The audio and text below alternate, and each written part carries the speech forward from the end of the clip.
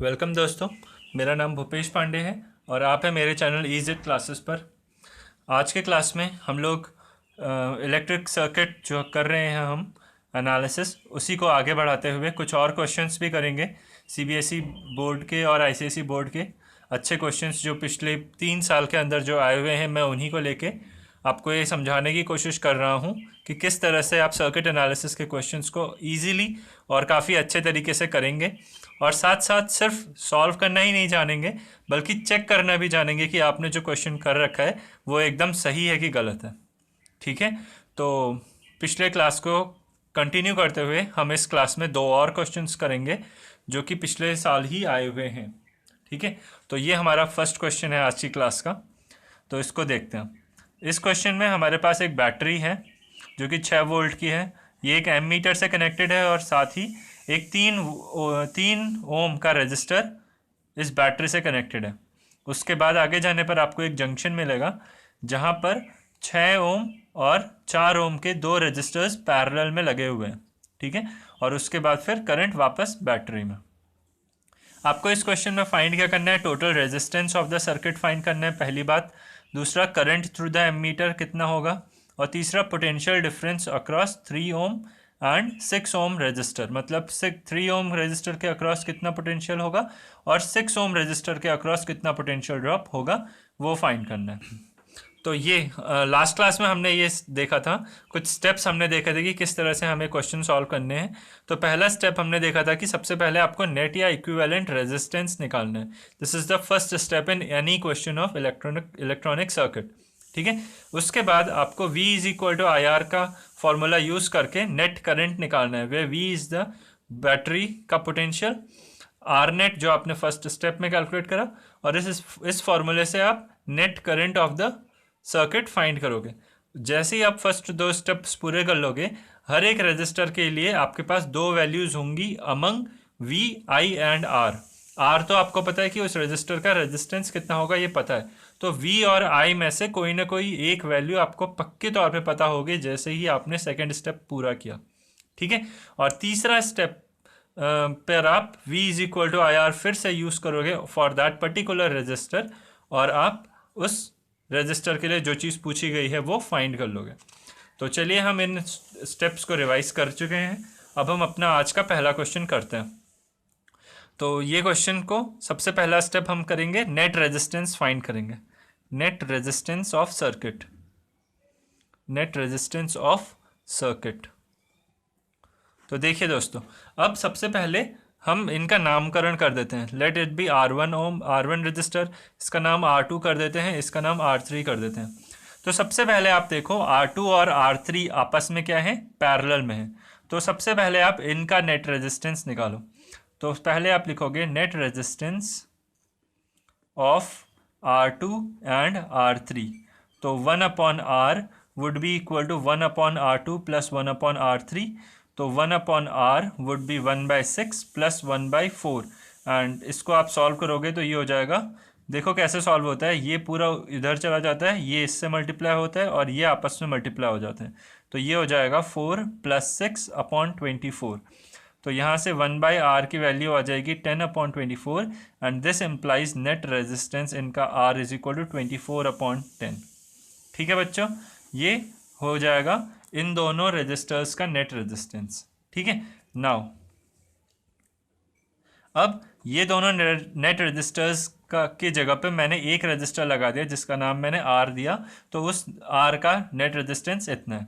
अब ये वाला जो रेजिस्टेंस निकला, नेट रेजिस्टेंस, जो कि इन दोनों का नेट था, और ये 3 ओम, ये दोनों आपस में सीरीज हो गए, बिकॉज ये सर्किट कुछ इस तरह से अब बन गया। 3 ओम और ये है 24/10 ओम।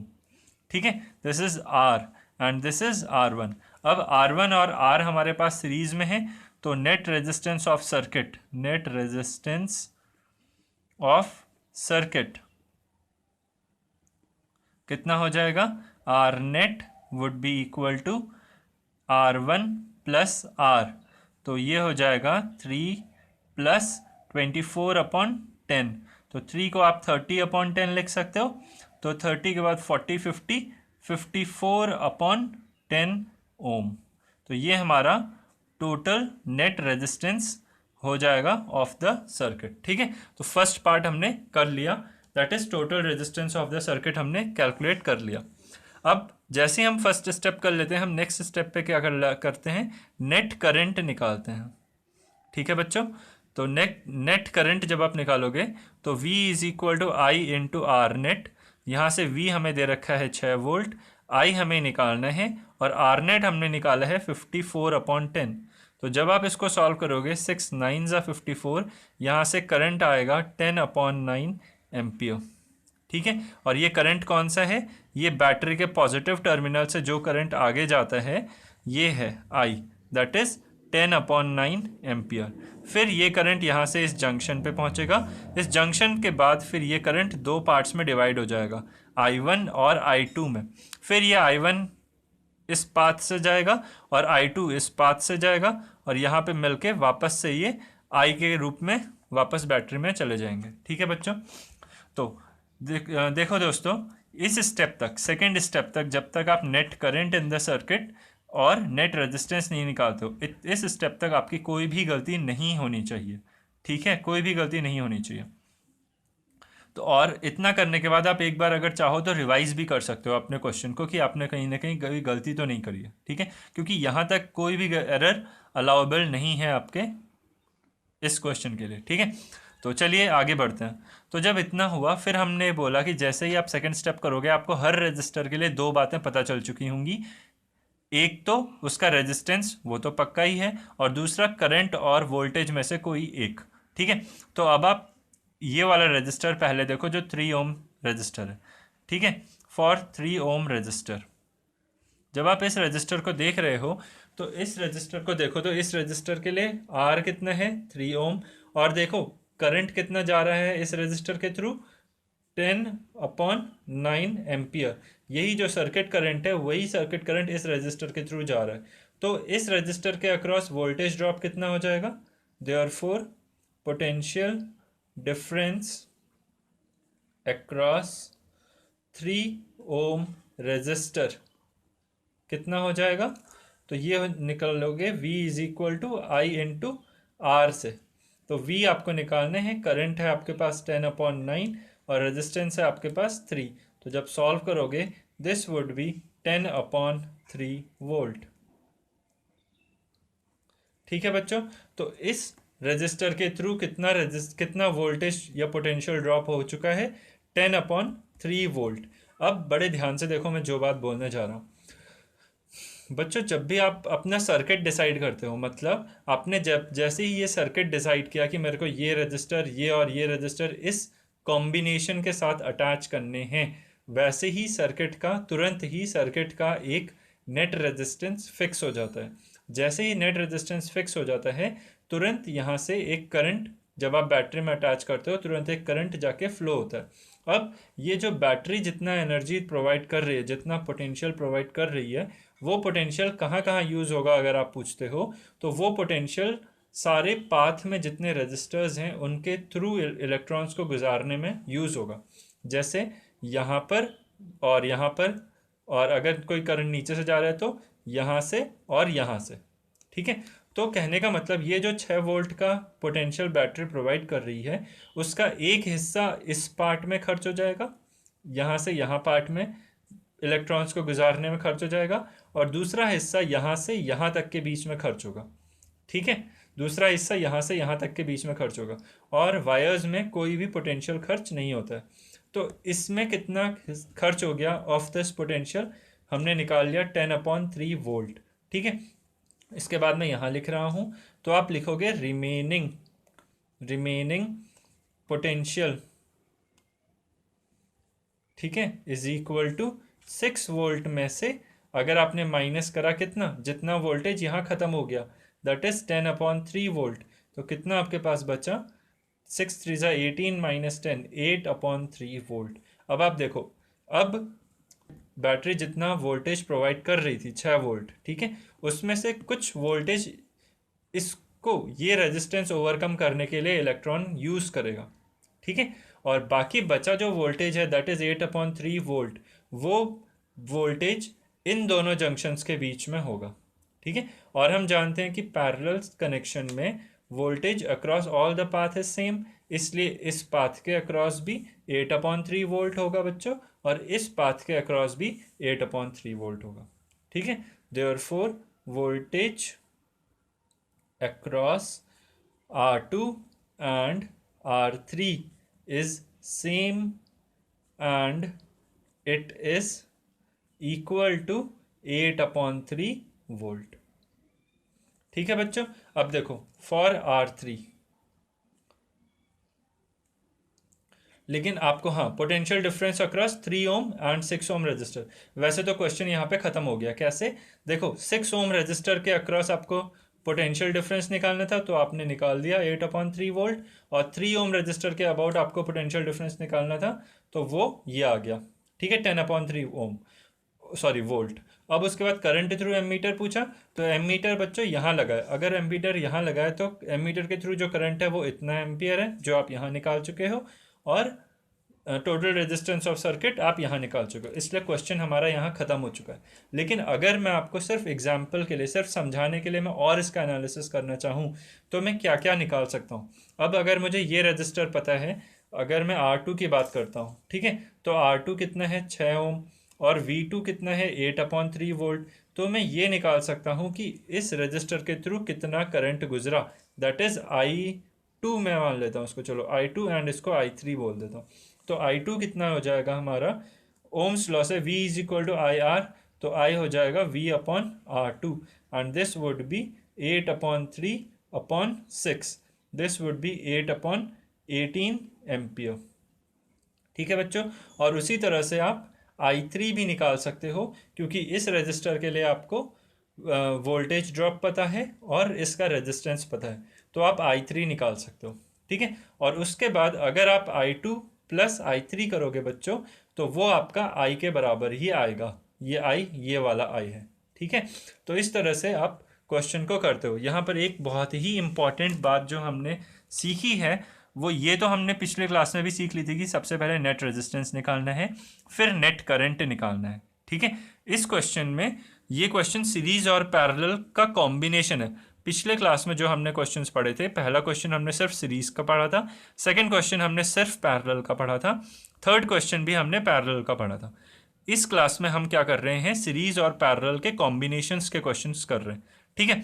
तो इस क्वेश्चन में आपको सबसे इंपॉर्टेंट बात ध्यान रखनी है बच्चों, कि जो पोटेंशियल बैटरी प्रोवाइड करती है वो पोटेंशियल थोड़ा यहाँ इस्तेमाल होगा और थोड़ा इस जंक्शन के बीच में इस्तेमाल होगा, ठीक है। इन दो जगहों में आपका पोटेंशियल इस्तेमाल हो रहा है। जब सीरीज में होता है तो हमने बोला था सीरीज में पोटेंशियल ऐड अप हो जाता है, मतलब इसका पोटेंशियल प्लस इसका पोटेंशियल इज इक्वल टू इसका पोटेंशियल। इस वजह से बच्चों जो हमारा 6 वोल्ट था और हमने जब R1 के अक्रॉस कितना पोटेंशियल निकाला, इतना पोटेंशियल निकाल लिया R1 के अक्रॉस, ठीक है, 3 ओम रजिस्टर के अक्रॉस हमने इतना पोटेंशियल ड्रॉप निकाल लिया, तो बचा हुआ पोटेंशियल हमारे पास कितना बचा, तो R1 ये वाला वोल्टेज प्लस ये वाला वोल्टेज इज ये वाला वोल्टेज, दिस इज टोटल, और टोटल में से R1 घटा दोगे तो ये वाला वोल्टेज निकल जाएगा, एंड दैट इज 8/3 वोल्ट। अब 8/3 वोल्ट इन दोनों रास्तों में इक्वली डिवाइड हो जाएगा, 8/3 नीचे भी 8/3 ऊपर भी, क्यों? क्योंकि पैरेलल कॉम्बिनेशन में वोल्टेज सेम रहता है, ठीक है, इसलिए 8/3 वोल्ट इसको भी मिल जाएगा, 8/3 वोल्ट इसको भी मिल जाएगा।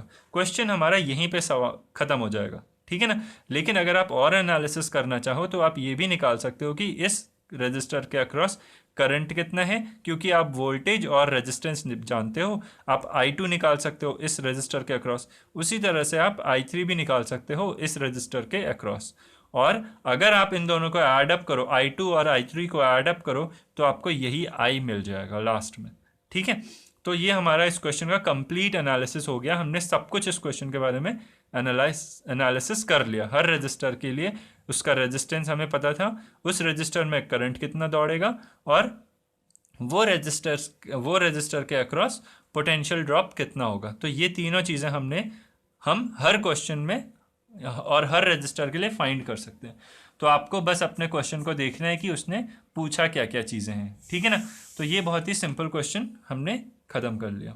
इसमें इंपॉर्टेंट कंसेप्ट यही था कि ये वोल्टेज प्लस ये voltage is this voltage, and जो वोल्टेज यहाँ है वो इक्वली दोनों में है, ठीक है, because this is parallel combination. तो ये एक इंपॉर्टेंट कंसेप्ट पे एक सवाल पूछा गया सीबीएसई में 2019। तो चलिए हम आज का दूसरा सवाल करते हैं। तो ये देखिए बच्चों, आज का सेकेंड क्वेश्चन है। इस क्वेश्चन में क्या है, एक 6 वोल्ट की बैटरी है। इस 6 वोल्ट की बैटरी से करंट जब जाएगा तो पॉजिटिव टर्मिनल से निकलेगा, इस तरह से इस जंक्शन तक पहुंचेगा। इस जंक्शन पे और इस जंक्शन के अक्रॉस आपके दो पाथ हैं। इस पाथ को आप मान लेते हैं पाथ 1 कह देते हैं हम, और इसको हम पाथ 2 बोलते हैं। रास्ता, ये सेकेंड रास्ता बोलते हैं, ये फर्स्ट रास्ता बोलते हैं, ठीक है। तो फर्स्ट रास्ते में देखो 2 ओम के 2 रेजिस्टर्स हैं जो कि आपस में कैसे हैं, सीरीज में, ठीक है। 2 ओम के 2 रेजिस्टर्स हैं जो कि आपस में सीरीज में हैं, ठीक है। और इस रास्ते में 3 ओम के 2 रेजिस्टर्स हैं जो कि आपस में सीरीज में हैं, और ये वाला रास्ता और ये वाला रास्ता आपस में पैरेलल में है। समझ रहे हो, यहाँ इंटरनली सीरीज है, यहाँ इंटरनली सीरीज है, और फिर ये दोनों आपस में पैरेलल में है, ठीक है। और फिर ये एमीटर लगा है, ये की है हमारी, और ये बैटरी लगी है, ठीक है। बच्चों एक बात बहुत इंपॉर्टेंट बताता हूँ, अगर ये एमीटर यहाँ ना हो करके यहाँ लगा होता, ठीक है, अगर ये एमीटर यहाँ ना लगा हो के यहाँ लगा होता तो एमीटर की रीडिंग कुछ और होगी, ठीक है। यहाँ जब एमीटर है तो यहाँ पर वो कितना करंट नाप रहा है, जितना ये टोटल करंट जा रहा है। जब ये करंट यहाँ पहुँचेगा तो ये I1 और I2 बन जाएगा, I1 और I2 में डिस्ट्रीब्यूट होगा, और फिर यहाँ पहुँच के फिर ये जुड़ के फिर से I करंट बन जाएगा, ठीक है, I करंट बन जाएगा, और फिर I करंट वापस आएगा, ठीक है। तो ये एमीटर क्या मेजर कर रहा है इस वक्त, I, लेकिन अगर ये एमीटर यहाँ ना होके यहाँ होता तो ये एमीटर मेजर करता I2 को। तो आप ध्यान रखना कि आप कौन सा करंट उसने पूछ रखा है और एमीटर कहाँ पर प्लेस्ड है। अगर वो बोलता है कि एमीटर की रीडिंग बताओ, तो आप एमीटर को ध्यान में रख के अपने करंट की वैल्यू आंसर में बताओगे, ठीक है ना। तो चलिए क्वेश्चन शुरू करते हैं। तो सबसे पहले टोटल रेजिस्टेंस ऑफ सर्किट निकालना है। तो सबसे पहले आपसे आर नेट पूछा है, ठीक है, फर्स्ट पार्ट। तो उसके लिए क्या करना है, पहले दो को आप देखो तो ये सीरीज में है और बाकी दो भी सीरीज में है, ठीक है। तो ये क्या है, net resistance of 2 ohm and 2 ohm, और ये क्या है, R net of 3 ohm and 3 ohm. तो ये कितना हो जाएगा, 4 ओम, और ये कितना हो जाएगा, 6 ओम, ठीक है। आप इसको प्रॉपरली फॉर्मूला लिख के लिखोगे, R is equal to R1 plus R2 और R is equal to R3 plus R4, ठीक है। इसको R3 बोलो, R4, R1, R2। तो ये हो जाएगा 4 ओम, ये हो जाएगा 6 ohm. Now this is 4 ohm, this is 6 ohm, ठीक है। और अब इनका कॉम्बिनेशन हो जाएगा, ठीक है। ये दोनों आप पैरेलल में हो गए, तो अब ये नेट आर नेट, ठीक है, दिस इज आर नेट। तो इसको कैसे निकालना है, तो 1 upon R net is equal to 1 upon 4 plus 1 upon 6। जब सॉल्व करोगे this would become 6 plus 4 upon 24, that is 10 upon 24, that is 1 upon R net. तो यहाँ से आर नेट आ जाएगा बच्चों 24 upon 10 ohm. This is the net resistance of the circuit, ठीक है। बच्चों यहाँ पर मैं आपको बताता हूँ कि एक एरर का चांस होता है जो कि बहुत कॉमन एरर है और सारे बच्चे ऑलमोस्ट करते हैं। वो बच्चे जल्दीबाजी में यहाँ पर सही लिखेंगे, ये सही लिखेंगे, जब सॉल्व करेंगे तो इसको वो अपना इतना ओम करके वो आ जाते हैं, ठीक है। ये गलत होता है, क्यों, बिकॉज ये वैल्यू तो 1 अपॉन आर नेट की है। जब आपसे आर नेट पूछेगा तो आपको इसको फ्लिप करना पड़ेगा, that is 24 upon 10 is your answer, ठीक है, इतना रेजिस्टेंस। तो यहाँ पर इसको फ्लिप करना मत भूलना, बिकॉज आपने यहाँ पर 1 अपॉन आर नेट लिखा है, तो इसको फ्लिप करके आर नेट आपको निकालना पड़ेगा। तो अब देखो हमने नेट रेजिस्टेंस सर्किट में निकाल दिया। तो अब नेक्स्ट स्टेप में हम करेंगे net current in circuit, net current in circuit. तो उसके लिए V is equal to I into R net इस्तेमाल करते हैं। तो नेट वोल्टेज 6 है, I हमें निकालना है, और आर नेट हमें पता है 24 अपॉन 10। तो जब आप सॉल्व करोगे 6 4 ज़ा 24, तो करंट हो जाएगा आपका 10 अपॉन 4 एम्पियर। कितना इजी सवाल था, ठीक है। तो दिस इज 10 अपॉन 4 एम्पियर, ठीक है। तो इतना स्टेप सारे क्वेश्चंस में हम देख रहे हैं कि कॉमन हो रहा है। अब आप देखिए दोस्तों, अब आप इस सर्किट को ज़रा ध्यान से देखो, ठीक है। एक इम्पॉर्टेंट सी बात, अब जो 6 वोल्ट की बैटरी है, ठीक है, हम जानते हैं कि वायर में हमने क्या माना है, वायर को नो रेजिस्टेंस माना है वायर में, ठीक है। तो यहाँ से लेकर के यहाँ तक के बीच में करंट को कोई रेजिस्टेंस नहीं झेलना है। उसके बाद इस जंक्शन से यहाँ आने तक करंट को कोई रेजिस्टेंस नहीं झेलना है।